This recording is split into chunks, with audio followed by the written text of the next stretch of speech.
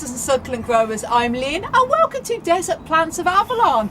And in today's video I'm going to be talking about my 70-year-old Echinopsis oxygona cactus, which is this big boy here, and the history behind it and how I care for it.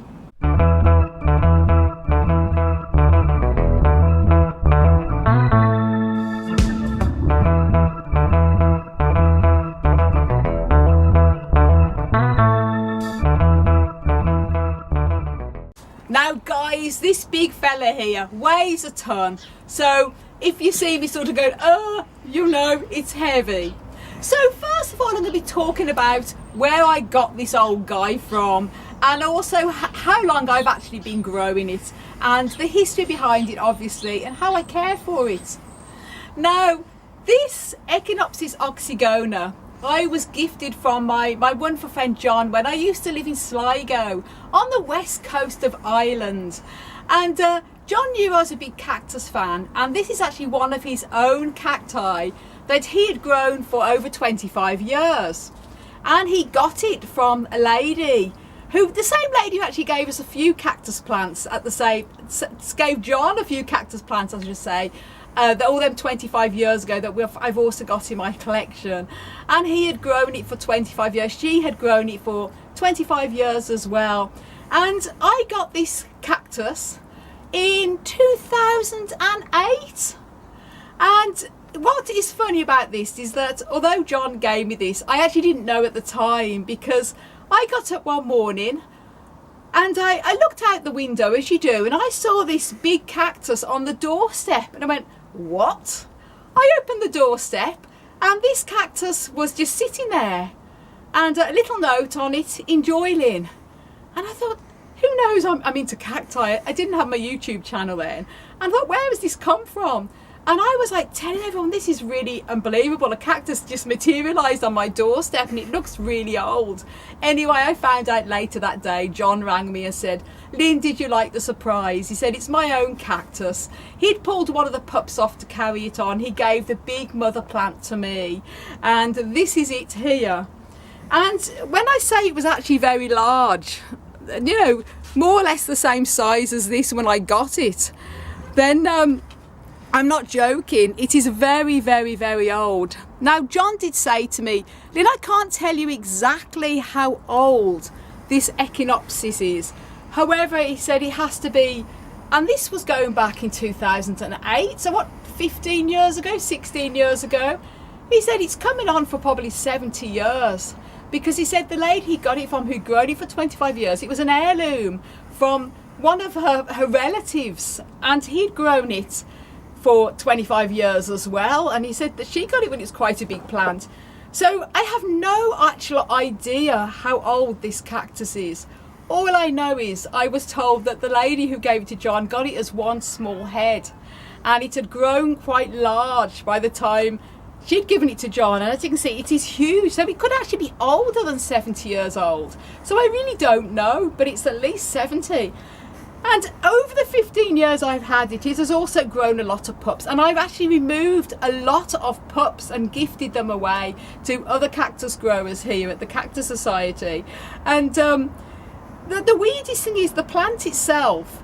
John said that when he had it, it used to have multiple gorgeous lilac-y pink flowers. But the mother plant on this hasn't actually flowered for me yet in all the years I've had it, but the pups I've removed have flowered. Here's a photograph now of one of the pups from this big mother plant that has flowered with a lovely lilac flower. So when I've removed the pups separately, they flower, but they don't flower on the whole plant.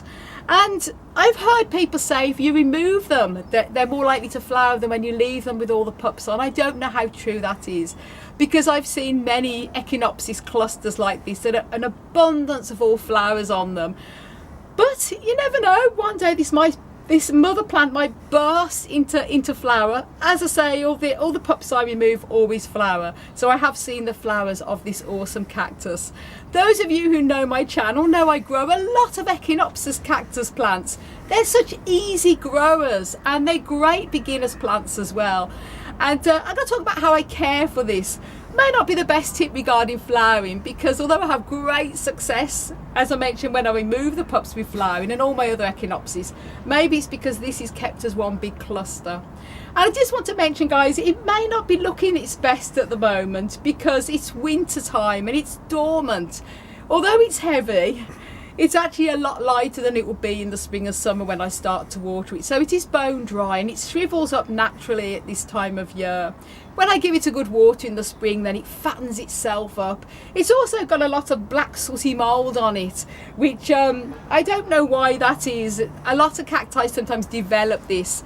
It's actually harmless, and sometimes it can come from the nectaries that are from the areoles. They ooze a little bit of a sticky honeydew. But in this case, I think it's because in the summer I noticed 1 or 2 mealybugs, and although I've treated it, sometimes it can leave that black sooty mould that is harmless. So I'll probably make a video in the coming days on how I remove black sooty mould from cacti.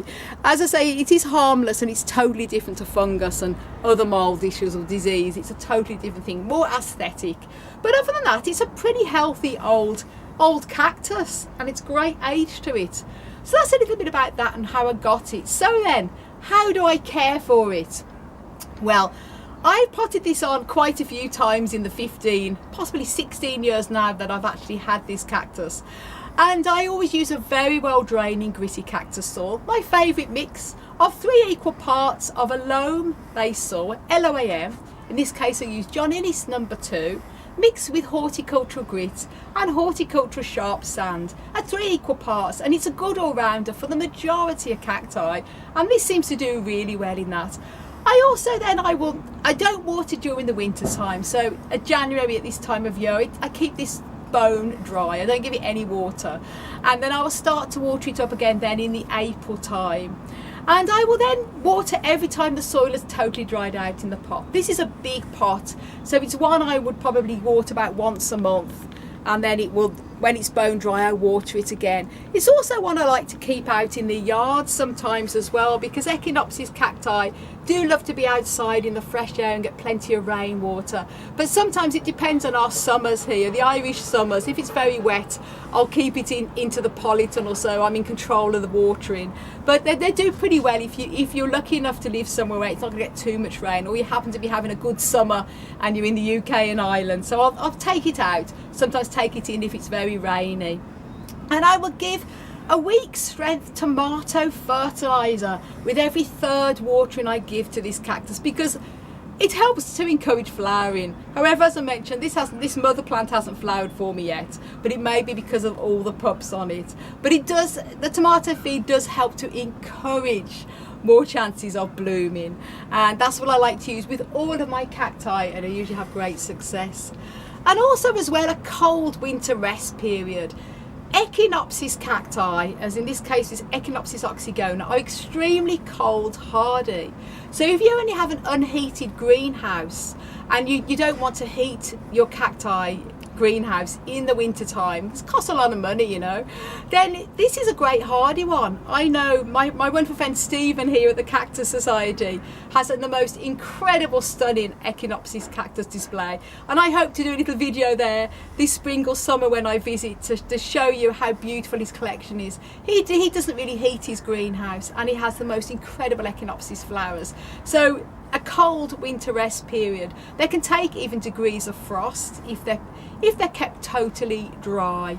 However, this is in my polytunnel with a mixture of all sorts of cacti and succulents. So I keep my polytunnel at 41 Fahrenheit 5C, purely because I have a mixture of everything in here, that some of my plants need more winter warmth than others. But if you have Echinopsis, they're very cold hardy. Biggest pest is mealybug. Echinopsis are very prone to it, and yeah, I have to always keep an eye on this particular one, which is why I think it's got a bit of signs of a few bit of the black sooty mould. Even though there's no mealybug on this now, I've treated it and I regularly treat it. It can sometimes come with a black sooty mould sometimes as well. But it's just a case of cleaning it, keeping on top of pests, and that is the best thing to do with this. Other than that, Echinopsis are great plants. They do like to have plenty of sunshine. it's a cactus that does like to have a nice sunny position. So if all you have is a north facing window that doesn't get any sun, do think about installing a grow light. One of the LED grow lights are very, very good as well. And if it's already in a window, even if it's north facing, you don't have to have the grow light on for the whole hours of the daylight outside. Just put it on for about three hours a day during the summer, and that's enough to stimulate budding and good healthy growth on your Echinopsis plant. So easy peasy, that's how I care for this one. It's a very old beauty. And propagation, I've made a video on how to propagate cactus pups, and I actually use this big boy as an example in that video because I'm always pulling pups off. So what I recommend you do, if you haven't seen that video on propagating cactus pups, do go ahead and watch it, and I'll link that video up above. Can't take my hands off because of this heavy guy up above, and it is very easy to do, so do go ahead and watch that. Just literally pull off, leave for a day or two, stick into gritty soil, and you've got a new little pop, new little cactus.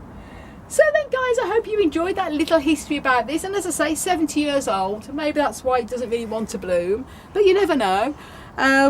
Hopefully I will see this mother plant bloom. As I mentioned, if I was to pull an individual pup off and plant it, it always seems to bloom for me, and I've had many on here. I'll just show you an example. I'm going to put this big heavy guy down now because it weighs a ton, guys.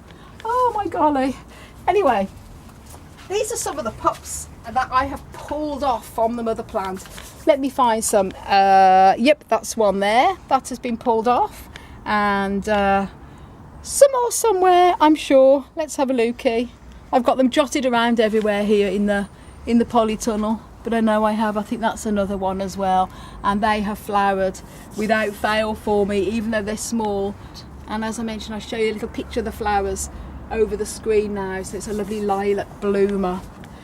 So then guys, thank you so much for watching. And do you have any Echinopsis cactus plants in your collection? Let me know in the comments down below. And do please give this video a like, and leave a comment in the comments down below, even a heart or smiley face, because it really does help the algorithm, guys. And do subscribe and click the notification bell if you haven't done already, so you'll be notified when I upload new videos. And for more growing tips, also check my website, desertplantsofavalon.com. I want to wish you all a fantastic, big, heavy, 70-year-old pensioner, cactus-powered day. It should be getting its pension, don't you think so, guys?